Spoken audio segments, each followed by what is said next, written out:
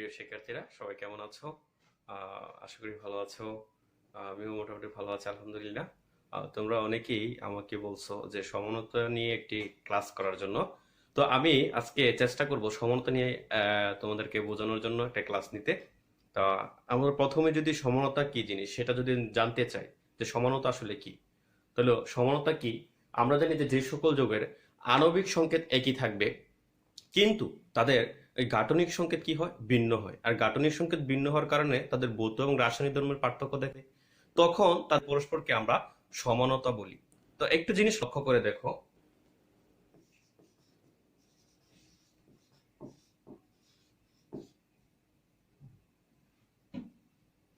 C2H6O, C2H6O।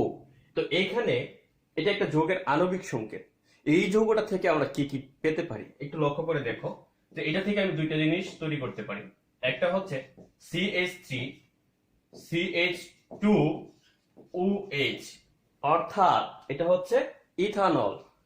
আরেকটা জিনিস লক্ষ্য করো যে CH3 সিঙ্গেল বন্ড ও CH3, এটা কার কার্যকরীমূলক? এটা হচ্ছে ইথারের কার্যকরীমূলক। যেহেতু এটা ইথারের কার্যকরীমূলক, তাহলে আমরা এটা বলতে পারি ডাইমিথাইল ইথার। তো এই যে দুইটা যৌগের আণবিক সংকেত কি? এক, কিন্তু তাদের গাঠনিক সংকেতগুলো কি? ভিন্ন। গাঠনিক সংকেত ভিন্ন হওয়ার কারণে তাদের ভৌত ধর্ম রাসায়নিক ধর্ম কি হয়? ভিন্ন হয়। তাই তাদের পরস্পরকে আমরা কি বলবো? সমানতা বলবো। তো আমরা সমানতা কি জিনিস সেটা আমরা এখন বুঝছি। আসো এই সমানতা কয়টা ভাগে ভাগ করা হয়েছে, সমানতা সে সম্পর্কে আমরা একটু ধারণা দিই।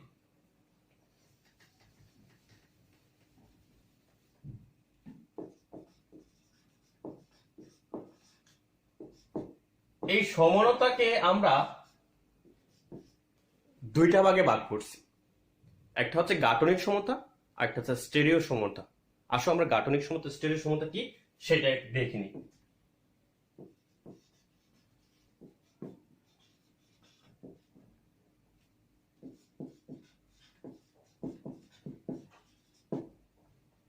আমরা গাঠনিক সমতা কি জিনিস জানবো, গাঠনিক সমতা কাকে বলে সেটা জানবো, যে গাঠনিক সমতা আসলে কি। গাঠনিক সমতা হচ্ছে যে একটু আগে আমরা দেখছি যে যৌগের আণবিক সংকেত কি থাকবে? একই থাকবে, কিন্তু এই যৌগের আণবিক সংকেতের মধ্যে অথবা যৌগের এই তাদের পরমাণু সমূহের অবস্থান, অর্থাৎ তাদের গ্রুপ অণুসমূহের মধ্যে অবস্থান যখন ভিন্নতার সৃষ্টি হয়, তখন তাদের যে সমতা সৃষ্টি হয় সেটাকে আমরা গাঠনিক সমতা বলে থাকি। তো গাঠনিক সমতাকে আবার আমরা কয়টা ভাগে ভাগ করছি? গাঠনিক সম্পর্কে আমরা পাঁচটি ভাগে ভাগ করছি, পাঁচটি ভাগে ভাগ করেছি। সেটা হচ্ছে প্রথমে আমরা শিকল সমতার কথা বলবো, শিকল সমানতা। তারপর আমরা অবস্থান সমানতার কথা বলবো। তারপর আমরা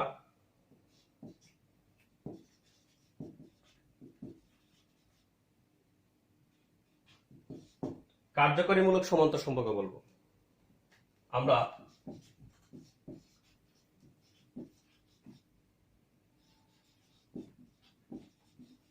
মেটামরিজম সম্পর্কে জানবো। তারপর আমরা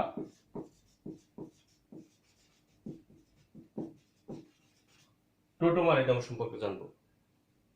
তাহলে গাঠনিক সমতাকে কয়টা ভাগে ভাগ করা হয়েছে? গাঠনিক সমতাকে পাঁচটা ভাগে ভাগ করা হয়েছে। একটা হচ্ছে শিকল সমতা, একটা হচ্ছে অবস্থান সমতা, একটা কার্যকরীমূলক সমতা, আর একটা হচ্ছে মেটামরিজম এবং টোটোমেরিজম। আসো আমরা শিকল সমতা সম্পর্কে জানি। তো শিকল সমতা আসলে কি? তো আমরা জানি যে সকল যৌগের আণবিক সংকেত কি থাকবে? একই থাকবে, কিন্তু তাদের শিকলের পার্থক্য থাকার কারণে তাদের পরস্পর মধ্যে যে সমতার সৃষ্টি হয় সেই সমতাকে আমরা শিকল সমতা বলবো। একটু লক্ষ্য করে দেখো,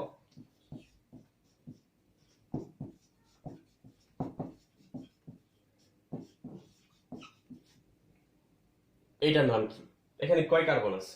তো আমরা এদিক থেকে নাম্বারিং করলে 1 2 3 4, তো 4 কার্বন থাকলে আমরা বলি বিউটেন। সুতরাং এটাকে বিউটেন, এটাকে আমরা এন বিউটেন বলি। কিন্তু দেখো এখানে কয়টা কার্বন আছে? 1 2 3 4টি কার্বন আছে, এবং এখানে তিনটে হাইড্রোজেন, এখানে দুইটা হাইড্রোজেন, এখানে দুইটা হাইড্রোজেন, এখানে তিনটে হাইড্রোজেন। তাহলে আবার দেখো আমি CH3 single bond CH2 single bond CH3 CH3, এখানে একটা হাইড্রোজেন কমে গেছে কারণ কার্বনের হাত 4টি। তো এখানে যত সংখ্যক কার্বন আছে, যত সংখ্যক হাইড্রোজেন আছে ঠিক তত সংখ্যক কার্বন এবং হাইড্রোজেন এখানেও আছে, কিন্তু এখানে শিকলতা ভিন্ন আছে। এটা হচ্ছে মূল শিকল, এখানে একটা শাখা শিকল রয়ে গেছে। তো এটা হচ্ছে আমরা যদি এদিক থেকে নাম্বারিং করি 1 2 3, তাহলে 2 মিথাইল, 2 নম্বরের মধ্যে কি মিথাইল মূলক আছে 2 মিথাইল প্রোপেন, আর এটা হচ্ছে এন্ড বিউটেন।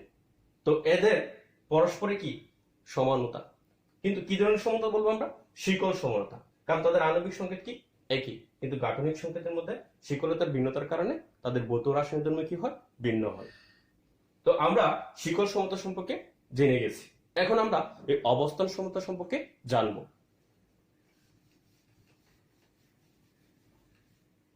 একটু লক্ষ্য করে দেখো অবস্থান সমতা আসলে কি।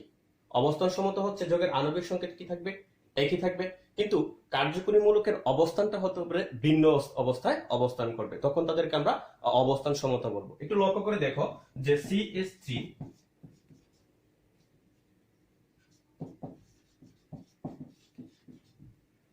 এটা হচ্ছে প্রোপানল বা 1 প্রোপানল, কারণ কার্যকরী মূলক এদিকে, তো কার্যকরী মূলকের যে পাশে কার্বন সংখ্যা থাকে সেই কার্বন সংখ্যাটাকে আমরা 1 নম্বর কার্বন ধরি, তাহলে 1 2 3, 1 নম্বর কার্বন মিথেন, 2 নম্বর ইথেন, 3 নম্বর হচ্ছে প্রোপেন। প্রোপেনের সাথে অ্যালকোহল থাকলে সেটাকে প্রোপানল বলি, তো 1 প্রোপানল। আরেকটা জিনিস লক্ষ্য করে দেখো, আমি যদি এখানে বলি যে CH3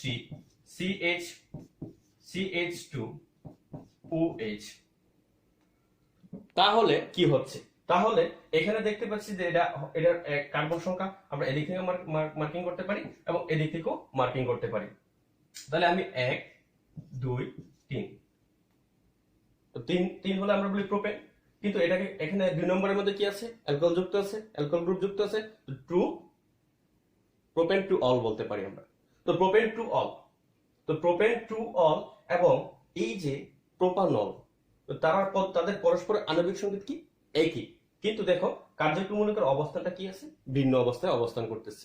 একটা হচ্ছে 1 নম্বর কার্বনে, আরেকটা হচ্ছে 2 নম্বর কার্বনে। এই কার্যকরী মূলকের এই অবস্থানটা থাকার কারণে তাদের ভৌত রাসায়নিক ধর্ম কি হয়, পার্থক্য দেখা দেয়, যার ফলে তাদেরকে পরস্পরকে আমরা এই অবস্থান সমতা বলবো। আরেকটা জিনিস লক্ষ্য করো দেখো, যে আমরা যদি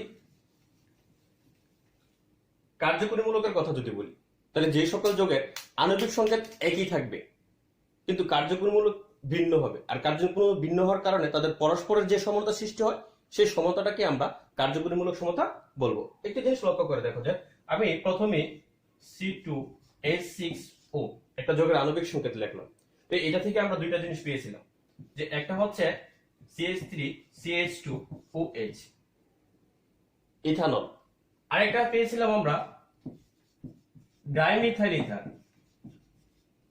তো তাদের আণবিক সংকেত কি একই, তো তাদের আণবিক সংকেত একই হওয়ার ফলেও তাদের কার্যকরী মূলক কি হয়েছে, ভিন্ন হয়েছে।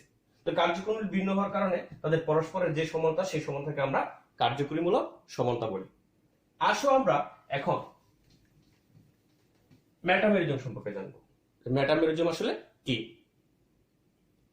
দেখো একটা জিনিস যে CH3 CH2O CH2 CH3, তারপর আমি লিখলাম যে CH3 CH2 CH2O CH3,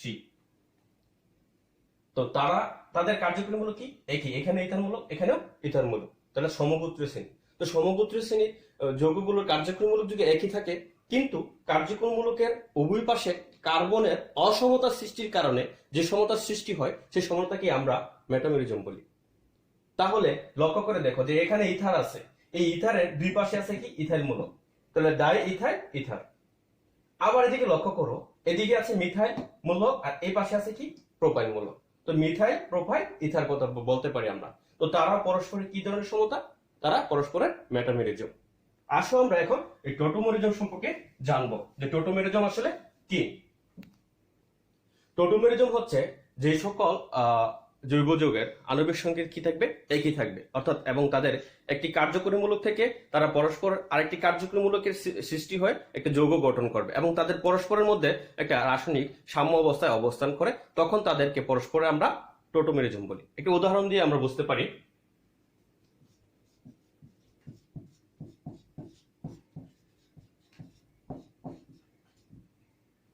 এটা কি? এটা হচ্ছে প্রোপানন অথবা প্রোপানন আমরা বলতে পারি। তো এই প্রোপাননের মধ্যে এই অক্সিজেনের তড়িৎ ঋণাত্মকতা কার্বন থেকে বেশি হওয়ার কারণে বন্ধনের ইলেকট্রন তার নিজের দিকে সে টেনে নেয়, সেটা আংশিক ঋণাত্মক অংশে পরিণত হয়। অপরদিকে এই বন্ধনটা কার্বন পরমাণুর দিকে চলে আসে, তখন হাইড্রোজেনটা আংশিক ধনাত্মক অংশে পরিণত হয়।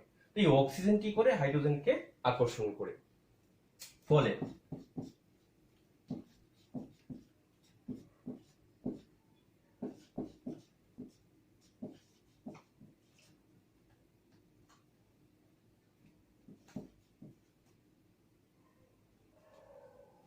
প্রোপিন টু অল উৎপন্ন হইল।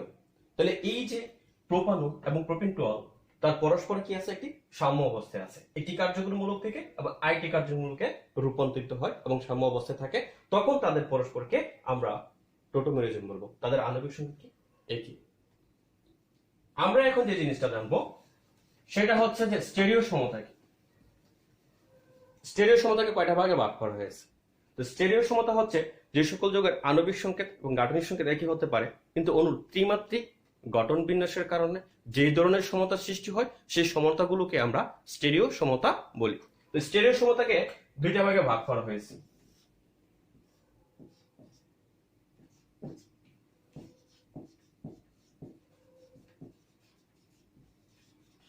একটা হচ্ছে জ্যামিতিক সমতা, আরেকটা হচ্ছে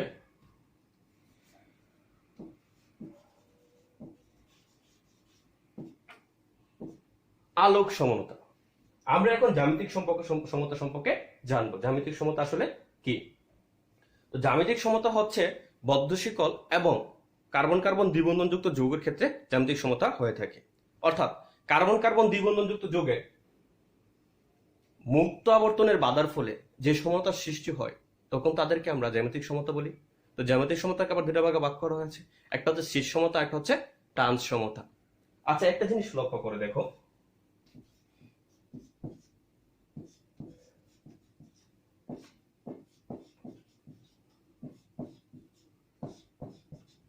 এখানে কার্বন কার্বন দ্বিবন্ধন আছে, এখানে কার্বনের এই পাশে একটা মিথেন মূলক আছে, এই পাশে একটা মিথেন মূলক আছে, এই পাশে একটা হাইড্রোজেন আছে, এই পাশে একটা হাইড্রোজেন আছে। আচ্ছা, একটা উদাহরণ দিয়ে আমরা তোমাদেরকে বোঝাই। যেমন মনে করো আমার এখানে একটা কার্বন এবং এখানে একটা কার্বন। এখন এই কার্বনের কয়টা হাত হলো? দুইটা হাত। আর কয়টা হাত বাকি থাকে? আর দুইটা হাত বাকি থাকে। তাহলে এই পাশে দুইটা হাত দিলাম, এই পাশে দুইটা হাত দিলাম। তো এখন কার্বনটার চারটা হাত হয়ে গেল। একটু লক্ষ্য করে দেখো যে আমার একই পাশে এই বৃদ্ধাঙ্গুলগুলো এবং একই পাশে কনিষ্ঠ আঙ্গুলগুলো যখন এইরকম অবস্থায় থাকে তখন তাদেরকে আমরা সিস বলি। মানে সিস মানে হচ্ছে এক। তো এখন এইটাকে আমরা একটু নাম্বারিং করি, যে এটা যদি এক, এটা কত 2, এটা 3, এটা হচ্ছে 4। তো যেহেতু একই পাশে একই ধরনের গ্রুপ, তাহলে এটাকে সিস, তো cis two butene. Cis two butene. Butene কত নম্বরের মধ্যে আছে? কার্বন কার্বন দ্বিবন্ধন 2 নম্বর আছে, তাহলে সিস টু বিউটিন। এটা একটা জ্যামিতিক সমতা।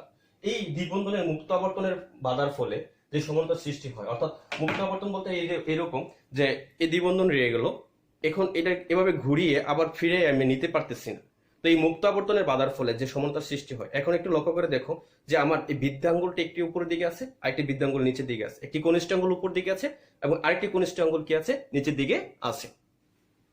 তখন তাদেরকে আমরা টান্স সমতা বলবো। কি বলবো? টান্স সমতা। টান্স মানে বিপরীত। এই যে এটাকে আমরা একটু লক্ষ্য করে দেখো, মুক্ত আবর্তনের ফলে বাধার ফলে এই পাশে মিথেন মূলকটা চলে গেল, এই পাশে একটা মিথেন মূলক চলে আসলো, এই পাশে একটা হাইড্রোজেন চলে গেল, এই পাশে একটা হাইড্রোজেন। দেখো এখন একই পাশে কিন্তু একই পাশে একই ধরনের গ্রুপ নেই। এখানে হাইড্রোজেন আছে, এখানে মিথেন মূলক আছে, এখানে মিথেন মূলক আছে, এখানে হাইড্রোজেন আছে। তাহলে সেটাকে আমরা কি বলবো? সেম একইভাবে আমরা নাম্বারিং করব, 1 2 3, এই হচ্ছে 4। তাহলে এটাকে বলবো আমরা টার্মস টু বিউটি। তো আশা করি জ্যামিতিক সমতা সম্পর্কে তোমরা বুঝতে পেরেছো। তো যে সকল যৌগের কার্বন কার্বন দ্বিবন্ধন অথবা চাকঠিক কোনো যৌগের এই তাদের সাথে যুক্ত গ্রুপগুলো মুক্ত আবর্তনের বাধার ফলে যে সমতার সৃষ্টি হয় সেই সমতাটাকে আমরা জ্যামিতিক সমতা বলি। এখন আমরা যে জিনিসটা জানবো সেটা হচ্ছে আলোক সমতা কি।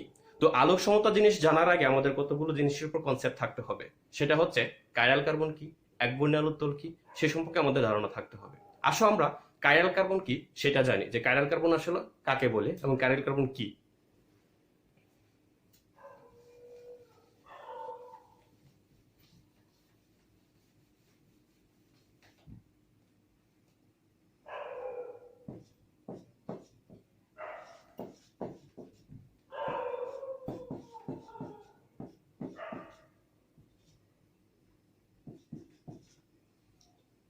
একটু লক্ষ্য করে দেখো, এখানে যে কার্বন পরমাণুটা আছে সেই কার্বন পরমাণুটার মধ্যে চারটি হাতে চারটি ভিন্ন পরমাণু বা গ্রুপ যুক্ত আছে। তো চারটি ভিন্ন পরমাণু বা গ্রুপ যখন কোনো কার্বনের মধ্যে যুক্ত থাকে তখন সেই কার্বনটাকে আমরা কাইরাল কার্বন বলে থাকি। তো কাইরাল কার্বনটাকে সাধারণত আমরা স্টার চিহ্ন দ্বারা প্রকাশ করি। তাহলে কাইরাল কার্বন কি জিনিস সেটা আমরা বুঝে গেলাম। এখন আমাদের যে জিনিসটা জানতে হবে সেটা হচ্ছে একবর্ণী সমতলীয় আলো কি। তো একটু লক্ষ্য করে দেখো, একবর্ণী সমতল আমরা যে আলোগুলো দেখি, তো এই আলোগুলোর সাথে ভিন্নতল থাকে। তো ধরো এই যে এখানে একটা আলোর উৎস, এখান থেকে আলো এইভাবে ছড়িয়ে যাচ্ছে, এইভাবে ছড়িয়ে যাচ্ছে, এইভাবে ছড়িয়ে যাচ্ছে, এইভাবে ছড়িয়ে যাচ্ছে, এইভাবে ছড়িয়ে যাচ্ছে, ভিন্নতলে ছড়িয়ে যাচ্ছে। তো এই ভিন্নতলীয় আলোকে যখন আমরা একটা দুটো প্রিজমের মধ্যে নিলাম,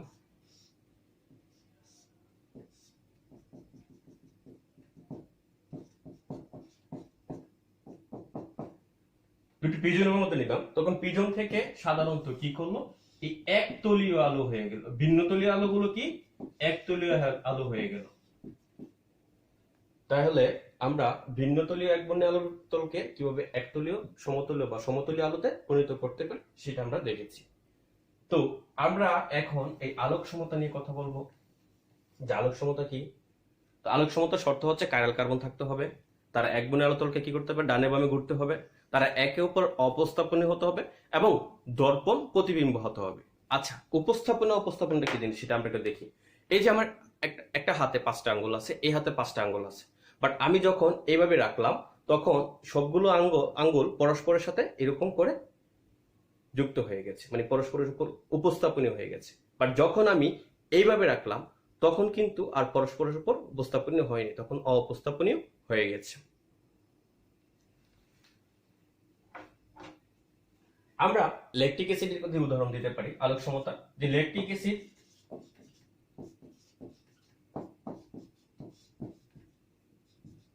এটা একটি কাইরাল কার্বন এবং একে অপরের দর্পণ প্রতিবিম্ব হবে।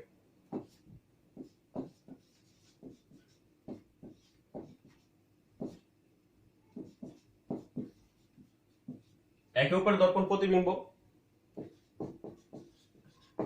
একে অপরের দর্পণ প্রতিবিম্ব হবে এবং একে অপর অপস্থাপনীয় হবে এবং তারা ওই এক সমতলীয় আলোতলকে ডানে বামে ঘুরতে পারবে। তখন তাদের পরস্পরকে আমরা আলোক সমতা বলবো। এখানে হচ্ছে এটা হচ্ছে প্লাস ল্যাকটিক অ্যাসিড অথবা এটাকে আমরা ডিল্যাকটিক অ্যাসিড বলতে পারি, আর এটা হচ্ছে অ্যালল্যাকটিক অ্যাসিড অথবা মাইনাস ল্যাকটিক অ্যাসিড বলতে পারি। তাহলে আমরা এই আলোক সমতা সম্পর্কে জানলাম। তো যে সকল যৌগের আণবিক সংকেত গাঠনিক সংকেত একই থাকতে পারে, কিন্তু তাদের মধ্যে কাইরাল কার্বন থাকার ফলে তারা একে অপর দর্পণ প্রতিবিম্ব হবে, একে অপর অপস্থাপনীয় হবে এবং তারা একবর্ণীয় আলোতলকে ডানে এবং বামে ঘুরাতে পারবে। যখন ঘুরায় তখন তাদের পরস্পরকে আমরা আলোক সমতা বলবো। তো আশা করি আজকের ক্লাসে তোমরা এই সমানতা সম্পর্কে মোটামুটি ভালো একটা কনসেপ্ট নিয়েছো। এরপরও যদি কারো কোনো সমস্যা থাকে অবশ্যই আমাকে জানাবে, আমি বিস্তারিত তোমাদেরকে আলোচনার মাধ্যমে বুঝিয়ে দিব। তো আজকের ক্লাস এই পর্যন্ত। ভালো থেকো, সুস্থ থেকো, আল্লাহ হাফেজ।